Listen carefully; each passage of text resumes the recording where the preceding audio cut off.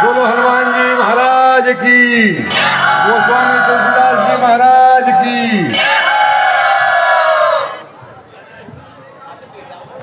परम सत्य, परम आदरणीय लीला रसिक वृंदो, भगवान की लीला का आज 9वां दिन है। 8 दिन लीला के व्यतीत हो चुके हैं, आज 9वां दिन है। और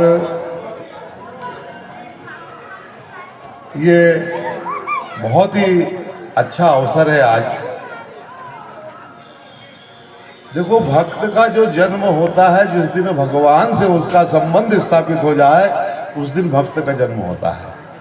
और आज रामचरितमानस में हनुमान जी का जो प्रागट्य हो रहा है, और आज पूर्णिमा की तिथि को भी जो हनुमान जी का प्रागट्य हुआ है, दोनों का सामंजस्य आज ईश्वर ने मिलाया है। आज हनुमान जी महाराज का जन्म उत्सव है और रामचरितमानस के किष्किंधा कांड में आज हनुमान जी महाराज राम जी से मुलाकात करेंगे। कल तक की लीला में जो आप लोगों ने देखा, कल लीला सीता हरण और जटायु मोक्ष तक पहुंची। भगवान ने जटायु को गीत गयौ हरिधाम, भगवान के धाम को अपना खुद का स्वरूप देके भगवान ने जटायु को अपने धाम को भेजा। ये जो है भगवान का स्वभाव है। कल की लीला में जब सर्वभंग ऋषि के सामने, सर्वभंग ऋषि के बाद में जब वो भगवान ऋषि मुनियों के हड्डी के ढांचे को देखते हैं, तो उस समय प्रण करते हैं, निश्चरहीन मही करूं भुज उठाई प्रणकीन। तो ये जो अर्धाली है, निश्चरहीन मही करूं भुज उठाई प्रणकीन, ये भगवान का प्रभाव है। और सकल मुनिन के आश्रम ही जाई जाई सुखदीन, ये भगवान का स्वभाव है। हमको भगवान के स्वभाव से जुड़ना है। भगवान के स्वभाव से जब हम जुड़ेंगे तो सीधे जुड़ेंगे। आज के लीला प्रसंग में भगवान अत्रि मुनि के आश्रम से विदा होकर सबरी के आश्रम पर पहुंचेंगे। सबरी यानी तुलसीदास जी ने सबरी की क्या जात थी कहीं नहीं लिखा, किस जाति की थी, लेकिन सबरी ने कहा कि मैं अधम हूं।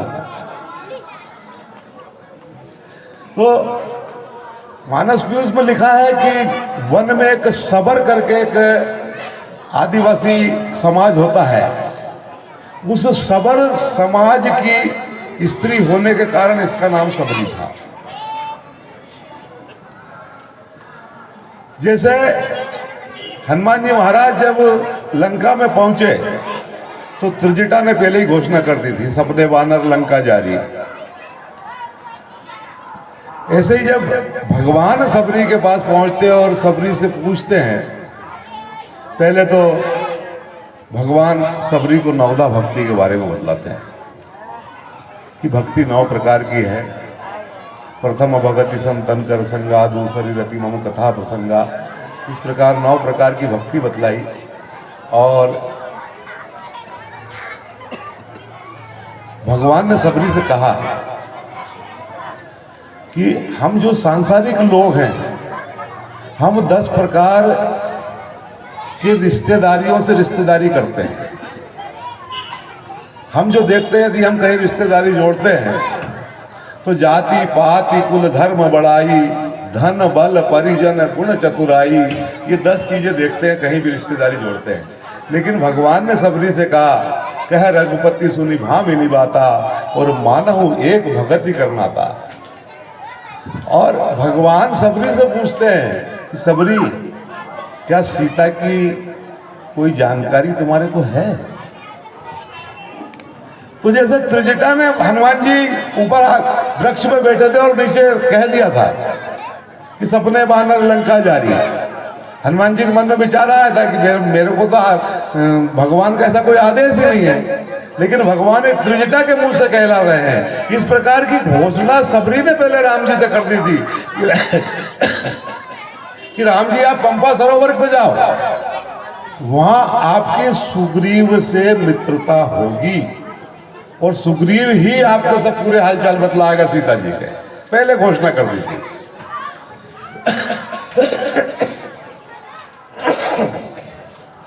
भगवान सबरी के आश्रम से सबरी का उद्धार करके जब आगे बढ़ते हैं तो आगे चले बहुरी रघुराया ऋष्य मूक पर्वत नियराया। अरण्य कांड यहाँ पर खत्म होता है और किष्किंधा कांड का प्रारंभ होता है। और जैसे ही भगवान आगे बढ़ते हैं तो सुग्रीव जो है वो ऊपर पहाड़ पे बैठे हुए नीचे दो वीर पुरुष को आते हुए देखता है तो हनुमान जी से कहता है कि हनुमान जी आप बटु का रूप धारण करके जाओ, बटु के रूप में आप वहां की जाइए और जाके इन दोनों महाबली पुरुषों की जानकारी लेके आए। कहीं ऐसा तो नहीं कि बाली ने इनको भेजा हो।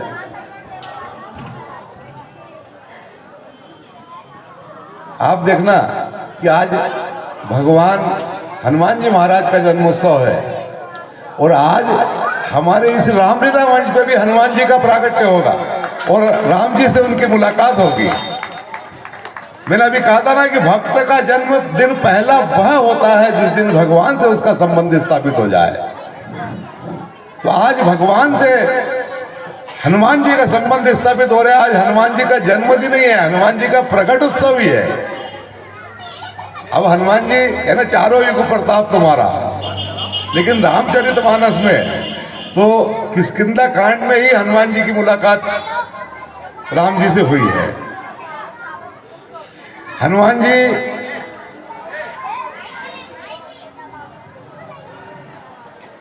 आप देखो रामचरितमानस में कितने लोग बड़भागी हैं।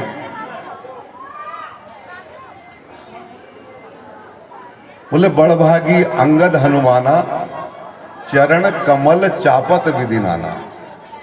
अंगद और हनुमान जो है बड़भागी है जो भगवान के चरणों को दबा रहे हैं। जब जामवंत और अंगद का संवाद होता है उस समय जामवंत ये बात कहते हैं कि हम सब सेवक अति बड़भागी संतत सगुन ब्रह्म अनुरागी। यानी अंगद और हनुमान जो है वो बड़भागी है, जामवंत और उसके साथी जो है वो अति बड़भागी है। और जब अहिल्या का प्रसंग आता है तो तुलसीदास जी लिखते हैं कि अतिशय बड़भागी चरण न लागी जुगल नयन जलधार भय। अहिल्या जो है वो अतिशय बड़भागी है। और जब जटायु का प्रसंग आता है तो बोले राम काज कारण तनु त्यागी और हरिपुर गया वो परम बड़भागी। जटायु जो है परम बड़भागी है। इसके बाद भी उत्तरकांड में भगवान शंकर जो है पार्वती से कहते हैं कि हनुमान सम नहीं बड़भागी नहीं को राम चरण अनुरागी गिरिजा जासु प्रीत सेवकाई बार बार प्रभु निज मुख गाई। यानी भगवान ने स्वयं ने अपने मुखार बिंद से ये बात कही है। भैया समय है,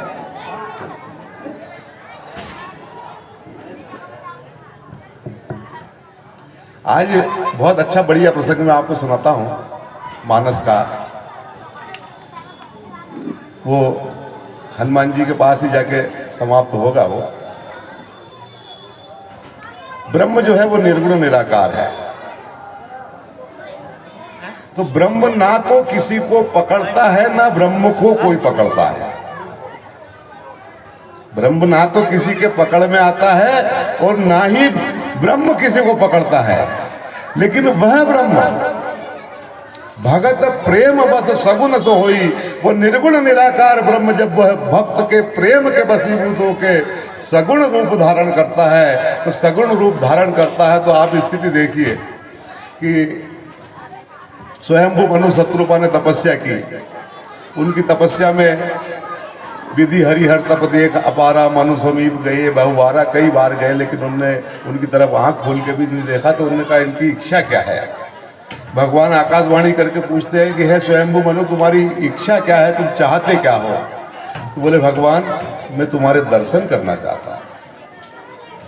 तो भगवान ने कहा कि जैसा मैं हूं वैसे ही आ जाऊं तुम्हारे सामने। बोले भगवान आप तो निर्गुण निराकार हो, तुम सामने आ जाओगे तेरे को दिखोगे कैसे, मैं आपको देखूंगा कैसे।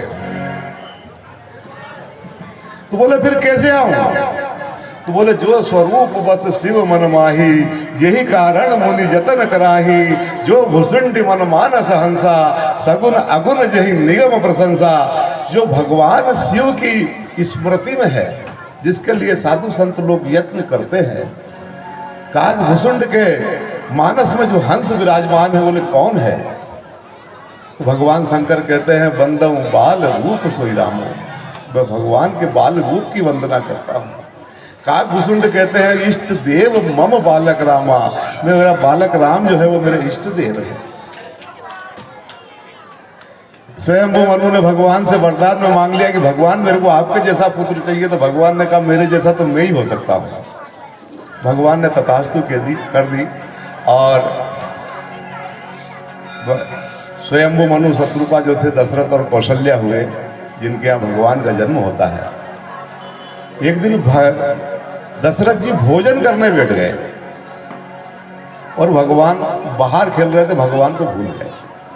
तो उन्होंने सुमंत जी को भेजा कि जाओ सुमंत राम को लेके आओ।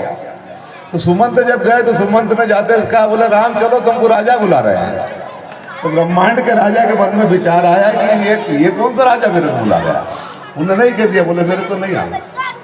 फिर कौशल्या जी जाती है, भगवान भागने लगते हैं, धूल धूसरित हो जाते हैं, गिर पड़ते हैं। कौशल्या उनको अपने गोद में उठा लेती है। कौशल्या जो है भक्ति है और भगवान को लाके दशरथ जी की गोद में बैठा देती है।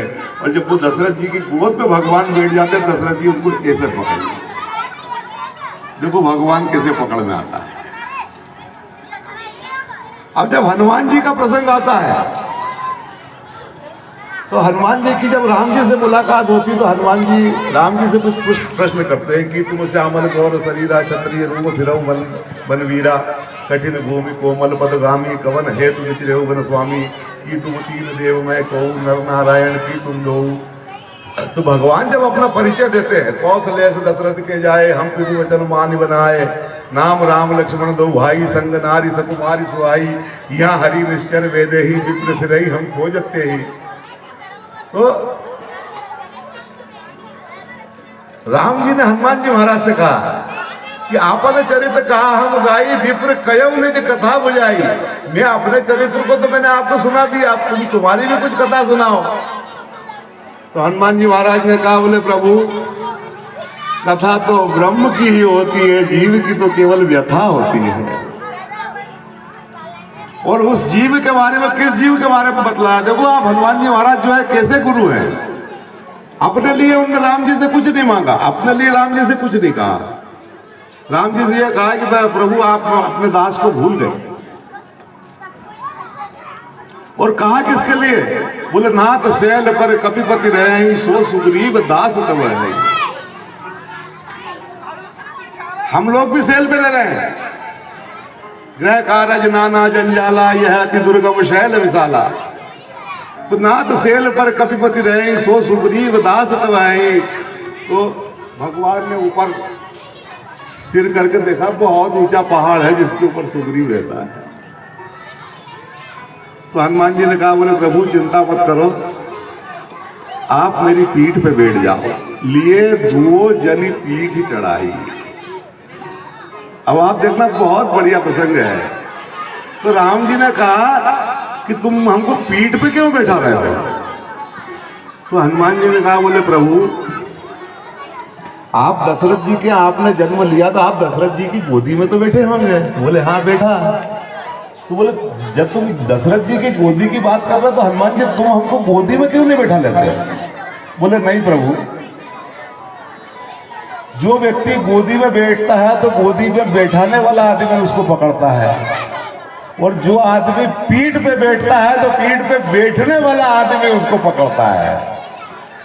एक बार ब्रह्म का जीव हाथ पकड़ ले तो हाथ छूटने का तो भय है, लेकिन यदि ब्रह्म खुद जीव का हाथ पकड़ ले तो फिर छूटने का भय खत्म हो जाता है। वहां पे भगवान ने पीठ पे बैठ के हनुमान जी को पकड़ा। हनुमान जी जैसे गुरु जिनने ब्रह्म को ले जाके सुग्रीव से मुलाकात करवाई और सुग्रीव का उद्धार करवा दिया। तुम उपकार सुग्रीव वही कीना, राम मिलाए राजपद दीना। और विभीषण के पास जाकर विभीषण को ब्रह्म से लाके मिला दिया और विभीषण का भी उद्धार कर दिया। ऐसे आज हनुमान जी महाराज का जन्मोत्सव है और हमारी कथा में भी आज हनुमान जी महाराज का और राम जी का संवाद है और उसके पश्चात राम जी की और सुग्रीव की मित्रता है। सुग्रीव अपने भाई बाली के बारे में राम जी को बतलाता है कि मैं यहाँ पर पर्वत पर क्यों रहता हूँ, मैं अपने भाई के भय से रहता हूँ। आज के संवाद में बाली और सुग्रीव का युद्ध है। आप देखो मानस का इतना अच्छा प्रसंग है ये कि लिखा तुलसीदास जी ने है और चौपाई लिखी है, अर्थ हम सब लोगों ने उसको बनाए हैं। लेकिन जो विद्वान लोग हैं उन्होंने उसमें से रहस्य निकाला है कि जब भगवान बाली को बाण मारते हैं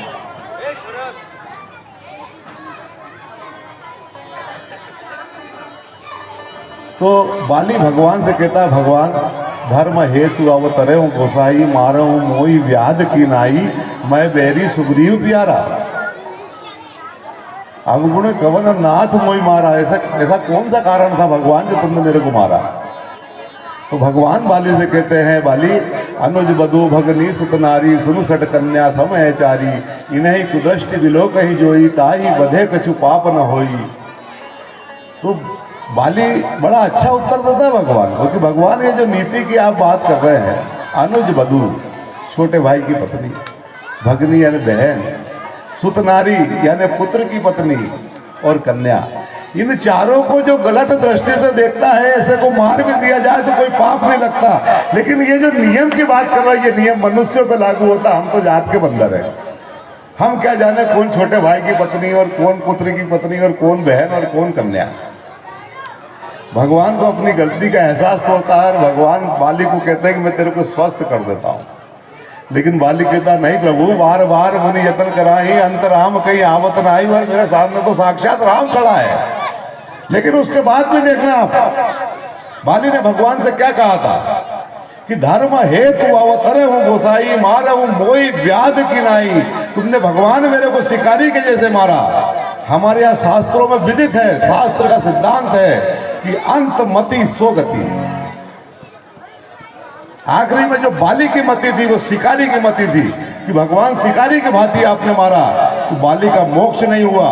दूसरे जन्म में वही बाली जो है वो व्याघ्र बना है और जिसने भगवान कृष्ण के पांव में बाण मारा, बाली का मोक्ष नहीं हुआ। यह अटल सिद्धांत है कि अंत समय में जिस प्रकार की मति होगी उस प्रकार की गति होगी। क्या स्थिति थी वहां पे कि अल्लाह भी था और मल्लाह भी था, फिर भी कश्ती को किनारा ना मिला।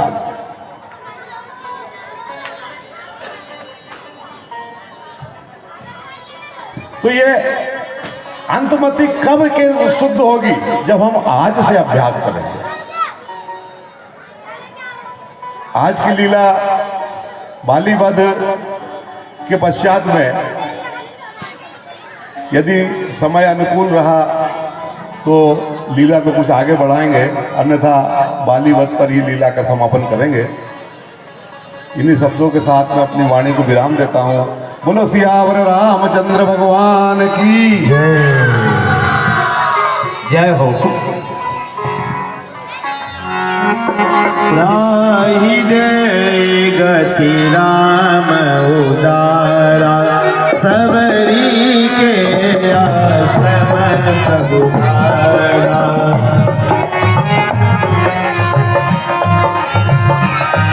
राही दे गति राम उदारा राही दे गति राम उदारा सबरी के आश्रम प्रभुधारा सबरी के आश्रम प्रभुधारा सबरी के आश्रम प्रभुधारा